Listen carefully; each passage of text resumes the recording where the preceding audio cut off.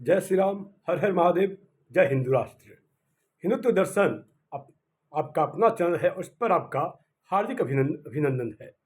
और मित्रों, एक लंबे समय से सनातन हिंदू धर्म के दुश्मन जो भी हैं, हम सनातनी हिंदुओं को आपस में जातियों में बांटने का, जातियों में हमें खंडित करने का प्रयास कर रहे हैं।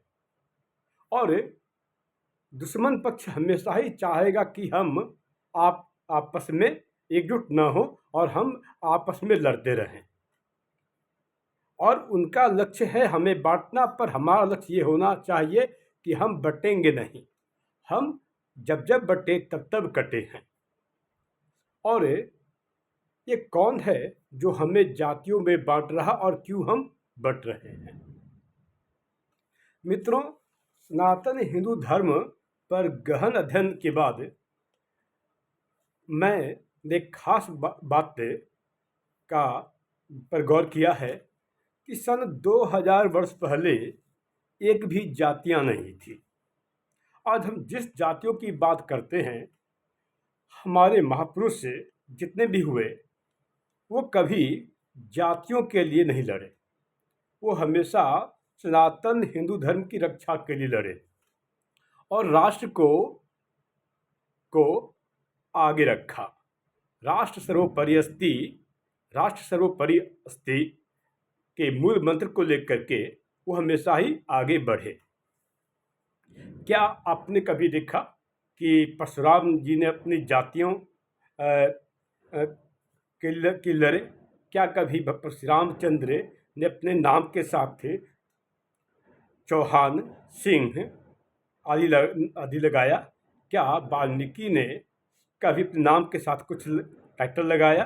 क्या कभी परशुराम जी ने अपने नाम के साथ झा, मिश्र, चौधरी, पाठक इत्यादि लगाया? नहीं लगाया। तो 2000 वर्ष पहले न पांडे था, न झा था, न मिश्र था, न मिश्रा था, न चौधरी था। बस हम सभी सनातनी हिंदू थे। और आज जो भी जातियों को लेकर के लड़ रहे हैं, मैं उनसे पूछना चाहता हूं कि क्या कभी वो जब ढाबा पर जाते हैं तो क्या किसी की जाति पूछ करके वो अपने कुछ मांगते हैं? क्या जब कभी वो असहाय होते हैं तो उनकी सहायता करने वाली, क्या उनके जाति पूछ करके उनकी सहायता करते हैं? क्या जब कभी आप अपने बच्चों को शिक्षा लेने के लिए भेजते हैं तो क्या सामने वाले की जाति देख करके आप उन्हें शिक्षा लेने के लिए भेजते हैं? क्या कभी जब किसी डॉक्टर आपका इलाज करता है तो क्या आप उनकी जाति देख करके करते हैं? जातियां हमें तोड़ने के लिए बनाई गई है। और वर्तमान में 5000 जातियों में हमें बांट दिया गया है। और जब भारत का विभाजन हुआ था 15 अगस्त 1947 ईस्वी को, तब मैंने अध्ययन किया तो उस समय 3000 जातियां थी। और आज इस जातियों को बढ़ा करके हमें 5000 जातियों में बांट दिया गया है। हम वास्तव में 5000 जातियां यहाँ पर चल नहीं रही, बल्कि चलाई जा रही है। वास्तव में ये चल नहीं रहे, बल्कि एक सुनियोजित षड्यंत्र के तहत हमें जातियों में बांटा जा रहा है। और ये तर्क देते हैं कि वो न्याय करना चाहते हैं, पर बारंबार न्याय उन्हें हम हिंदुओं में ही न्याय की बात क्यों लगती है और जातियों में ही बांट करके? क्या किसी इस्लाम में जातियां नहीं है? क्या इस्लाम मजहब को लेकर के इस बात को किया गया कि शिया जाति, सुन्नी जाति, बरेलवी जाति, बहावी जाति, अहमदिया जाति, मुगल जाति, तुर्क जाति, देवबंदी जाति, सिख जाति, मनिहार जाति, सैयद जाति, मेहतर जाति, कसाई जाति, मेवाती जाति, वन गुज्जर जाति, घोसी जाति, पठान जाति, घाटी जाति, बनिहार जाति, तेली जाति, अंसारी जाति, फकीर जाति, उइगर जाति, हजारा जाति, पासमानदा जाति, नहीं, आखिर हमें इन्हें कोई न्याय नहीं दिलाना, बल्कि हमें ये बांट करके हम पर राज करना चाहते हैं। अंग्रेज तो चले गए, पर अंग्रेजों की कुछ रणनीति, यहाँ के काले अंग्रेज तो इस भारतवर्ष में राज करते रहे और हमें जातियों में बांट करके हम पर शासन करने का कार्य किया। और आपको मैं बता दूं कि सनातन हिंदू धर्म को 5000 टुकड़ों में बांटने का एक बहुत बड़ा षड्यंत्र चल रहा है। शेड्यूल कास्ट शब्द भारत में सन 1937 ईस्वी में आया, उससे पहले यह कहीं नहीं था।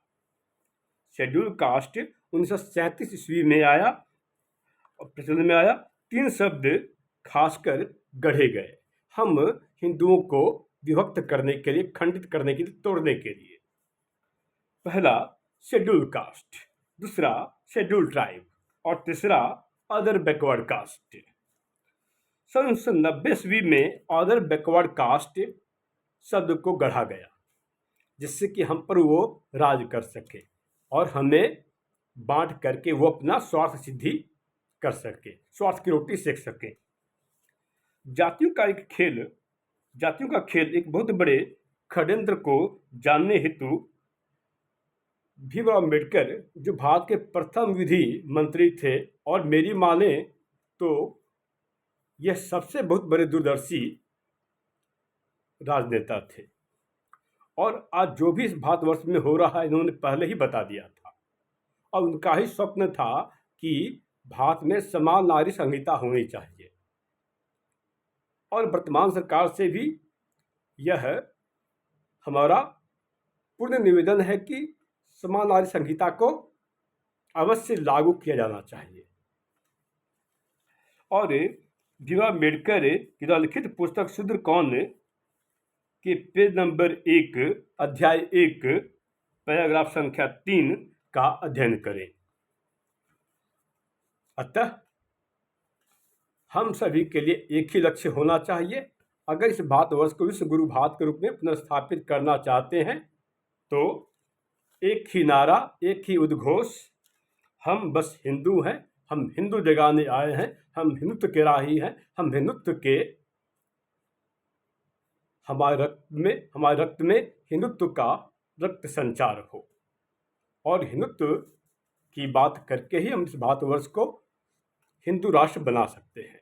मिशन हिंदू राष्ट्र हेतु यह बिल्कुल अनिवार्य है। और यहाँ हिंदू राष्ट्र पर किसी को आपत्ति है, 57-58 इस्लामिक राष्ट्र पर आपत्ति क्यों नहीं? वहाँ कौन सा न्याय हो रहा है? ये मुस्लिम देश में मुस्लिम आपस में ही लड़ रहे हैं, और हिंदू राष्ट्र बनने से इन्हें समस्या आ जाती है। विश्व में 100 से ज़्यादा ईसाई देश और 58 इस्लामिक देश, बौद्ध देश भी है और यहूदी देश भी, तो हिंदू राष्ट्र क्यों नहीं? विचार कीजिएगा, न बटिएगा। अब जब बटे हम, जब बटे तब हम कटे हैं। हमारे बटने, हमारी जातियों में बटने का ही यह बहुत बड़ा कारण है कि इस भारतवर्ष के 24 टुकड़े हो चुके हैं और अब न टुकड़े होने पाए। हम टुकड़े हुए थे, अब हम अखंड भारत हिंदू राष्ट्र बनाएंगे। जय श्री राम, हर हर महादेव।